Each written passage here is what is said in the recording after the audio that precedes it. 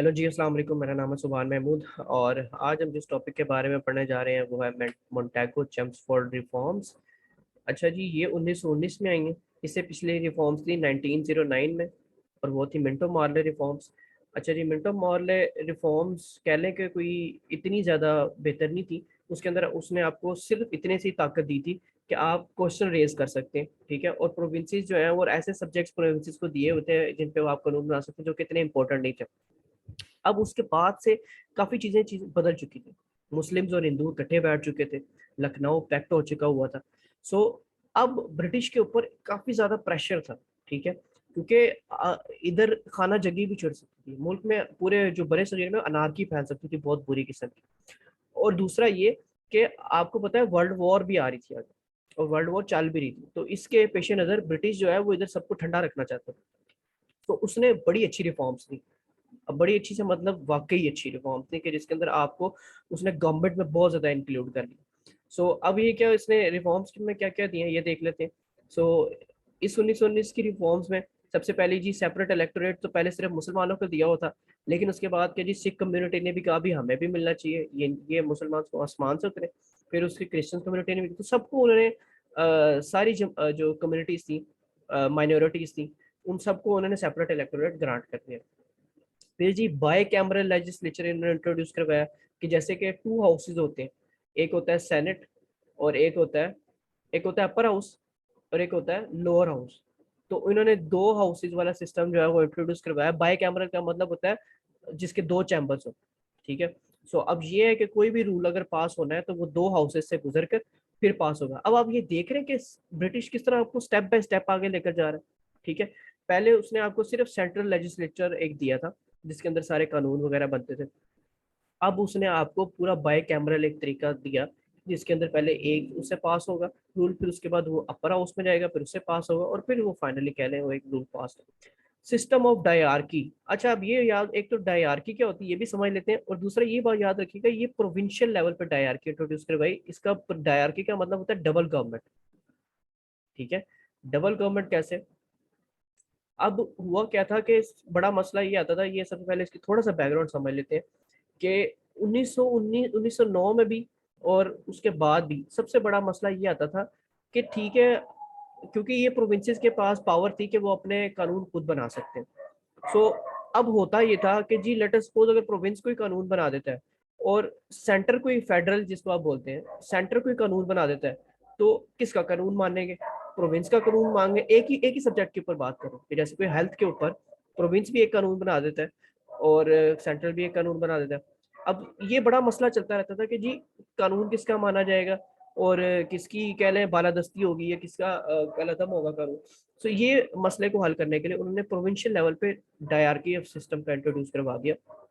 अब होता ये था कि इन्होंने सेंटर्स और प्रोविंसेस इन दोनों के सब्जेक्ट्स जो थे ना वो आपस में बांट दिए, ठीक है। सो अब सेंटर, कुछ सब्जेक्ट सेंटर के पास थे, ठीक है। कुछ सब्जेक्ट्स कह लें लेट अस सपोज अगर 50 सब्जेक्ट्स है ना, 50 सब्जेक्ट्स मतलब जैसे एजुकेशन होगी, रिजर्व्स हो गए, फाइनेंस हो गए, टैक्स कलेक्शन होगी, ये सारे सब्जेक्ट्स हैं, ठीक है। हेल्थ मिनिस्ट्री, ये सारी मिनिस्ट्री कह लें आप जिसको। सो उन्होंने क्या किया जी लेट अस सपोज 30 सब्जेक्ट्स जो थे ना वो सेंटर के लिए रख दिए और 20 सब्जेक्ट्स जो प्रोविंशियल लेवल के थे, जैसे कि हेल्थ जो है वो प्रोविंशियल लेवल के लिए ज़्यादा इंपॉर्टेंट है। और कुछ जो सब्जेक्ट्स जो कि पूरी इंडिया की यूनिटी के लिए ज़रूरी थे वो उन्होंने सेंटर को दे दिया।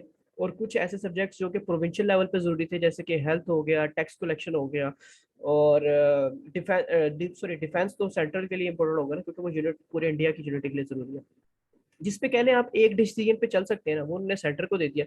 जिसपे मल्टीपल डिसीजन के ऊपर चल सकते हैं वो उन्होंने प्रोविंसेस को दे दिया। मतलब एक प्रोविंस में कोई और कानून भी हो सकता है, दूसरे प्रोविंस में वही कानून डिफरेंट हो सकता है, ठीक है। सो प्रोविंसेस को ये मिल गया।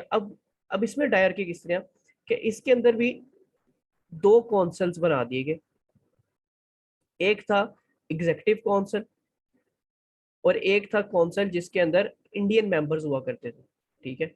सो एक कौंसल के अंदर इंडियन मेंबर्स प्लस गवर्नर्स हुआ करते थे, ठीक है। और एक कौंसल के अंदर सिर्फ ब्रिटिश के लोग हुआ करते थे और नॉमिनेटेड लोग हुआ करते थे, ठीक है। सो अब कोई भी कानून पास होना होता था तो ये इन दोनों ने मिलकर पास करना था। तो अब ये क्या कि जिसको आप बोल रहे कह लें कि कि प्रोविंशियल लेवल पे आपने भी प्रोविंशियल लेवल पे भी दो हाउसेस बना दिए ना, एक एग्जीक्यूटिव काउंसिल बना दिया आपने, वो जो जो कि ऑलरेडी एग्जिस्ट करता था, अब आपने एक नया और काउंसिल बना दिया जिसके अंदर इंडियन मेंबर्स भी शामिल थे। पहले तो सिर्फ कह लें कि एग्जीक्यूटिव काउंसिल हुआ करता था ना। सो इसको बोलते हैं सिस्टम ऑफ डायरार्की, ठीक है। जिसके अंदर कह लें एक तरह से कि डबल गवर्नमेंट, ठीक है। इंडिया वाले लोग भी साथ साथ चल रहे हैं और दूसरी गवर्नमेंट वाले लोग भी साथ साथ चल रहे हैं। सो कोई भी लॉ इन्फोर्स करना होता था तो होता वो दोनों की मर्जी से था। अच्छा जी, प्रोविंशियल लेजिस्लेचर जो था उसको उन्होंने फिर बड़ा कर दिया। पहले उन्होंने, आपको पता है, पिछली दफा 60 मेंबर्स ऐड किए थे, इस दफा भी उन्होंने कुछ मेंबर्स ऐड कर दिए। अब ये देखें, यही मैं आपको बता रहा था ना कि law and order, land reserve department जो है वो ब्रिटिश ने अपने लिए रिजर्व किया। मतलब कि सेंटर के पास ये डिपार्टमेंट्स थे, इसके अलावा भी डिपार्टमेंट्स थे, लेकिन for an example law and order का और लैंड रेवेन्यू डिपार्टमेंट, जो कि लॉ एंड ऑर्डर क्योंकि पूरे मुल्क के लिए जरूरी है ना, सो उन्होंने वो अपने पास सेंटर पे रखा। उन्होंने कहा जी, असेंबलीज जो हमने जो बनाए हैं, बाय कैमरा लेजिस्लेचर और ये सारी चीजें जो हमने दी हैं, वो उसकी तादाद 3 साल होगी। अब देखें, एक जगह पे उसने ना आपको फुल कह लें ऑटोनॉमी उसने आपको देना शुरू कर। प्रोविंशियल लेवल पे आपको ऑटोनॉमी मिल चुकी है भाई, ठीक है। प्रोविंशियल लेवल पे अब जो एग्जीक्यूटिव काउंसिल है वो भी आपकी मर्जी के बगैर कानून नहीं बना सकती। लेकिन उन्होंने हमेशा अपने लिए एक सेफ साइड लाजमी रखी। तो उसकी सेफ साइड क्या थी कि उन्होंने गवर्नर को, एक गवर्नर क्योंकि हमेशा ब्रिटिश का होगा ये कानून था, और उन्होंने उसको एक्सट्रीम पावर्स दे दी। एक्सट्रीम पावर्स के वो जिस टाइम चाहे असेंबली तोड़ दे, ठीक है, जिस टाइम चाहे मार्शल लॉ लगा दे, जिस टाइम चाहे वो इमरजेंसी नाफिज कर दे। सो गवर्नर के पास अभी भी आप देखें ना, जैसे कि वो उस दिन भी मैं पिछले दिनों न्यूज में सुन रहा था कि वो कह रहे थे कि गवर्नर को इमरजेंसी, गवर्नर के पास पावर्स होती हैं कि वो पूरे अपने सूबे में इमरजेंसी लगा दे। तो कह लें कि वो सिस्टम अब तक चला आ रहा है, ठीक है। तो गवर्नर्स के पास अभी भी पावर्स हैं इस तरह की कि वो आपको शॉक कर सकते हैं। तो लेकिन प्रेसिडेंट के हुक्म पे, अब तो प्रेसिडेंट के हुक्म पे कर सकते हैं, पहले गवर्नर के पास अपनी मर्जी थी। अच्छा, और एक कमेटी, एक इसके अंदर ये भी बनाया गया कि एक कमेटी अपॉइंट की जाएगी, जिसको आप आगे जाके हम पढ़ेंगे साइमन कमीशन। एक कमेटी अपॉइंट की जाएगी जो कि ये देखेगी कि हम ये जो रूल्स लेकर आए हैं, हम ये जो रिफॉर्म्स लेकर आए हैं, इसका कोई फायदा भी हुआ है, और अगर फायदा हुआ है तो किस किस जगह पे इम्प्रूवमेंट की जरूरत है, और कहाँ कहाँ पे कह लें कि मेजर फॉल्ट्स हैं जिनको देखा जा सके। सो ये कमेटी भी कह लें बहुत ज़्यादा आगे जाके इसके ऊपर कन्फ्यूजन क्रिएट हुई थी कांग्रेस के ऊपर भी, और कांग्रेस की तरफ से भी, और मुस्लिम लीग की तरफ से भी। सो आगे इसके कॉन्सिक्वेंसेस को देखते हैं।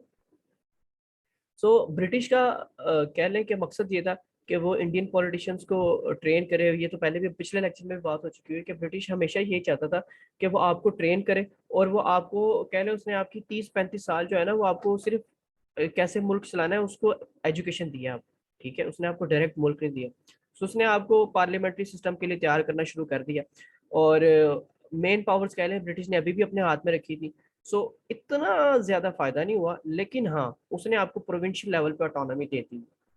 फिर जी गवर्नर्स जो थे वो सारे इंग्लिश मैन, ये मैं पहले बता चुका हूँ। और इसकी वजह से क्या है, इन रिफॉर्म्स को भी कांग्रेस ने पसंद नहीं किया, और उन्होंने कहा कि हम 1920 के इलेक्शन में हम पार्ट नहीं लेंगे, और उन्होंने लिया भी नहीं, ठीक है। लेकिन उसके तय आपको पता है 3 साल की असेंबली की मुद्दत है। 1923 के जो इलेक्शन हुए, उन्होंने कहा ठीक है हम इसमें हिस्सा लेते हैं, लेकिन हम इसके अंदर सिर्फ इस वजह से हिस्सा ले रहे हैं कि हम इसको इसके अंदर घुस के सिस्टम के इसको खराब कर दें, to destroy the system within. ये अल्फाज थे कांग्रेस के हेड के। मुस्लिम्स ने भी इसको अप्रूव नहीं किया, और कह रहे हैं, लेकिन उन्होंने ज्यादा अकड़ नहीं दिखाई, क्योंकि आपकी सेपरेट इलेक्टोरेट वाली डिमांड तो वहीं की वहीं है ना, वो तो पूरी हो रही है। मुस्लिम्स ने इसको कह लें कि बड़ा लीनियंसी के साथ इसको कंडेम किया, क्योंकि आप कह लो कि आपकी डिमांड्स तो अंदर खाते पूरी हो रही थी ना।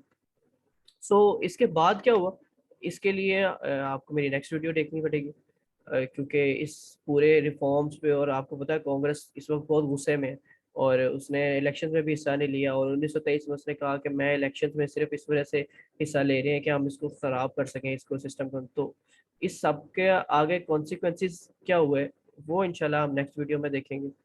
तब तक के लिए इतना ही, मिलते हैं नेक्स्ट वीडियो में।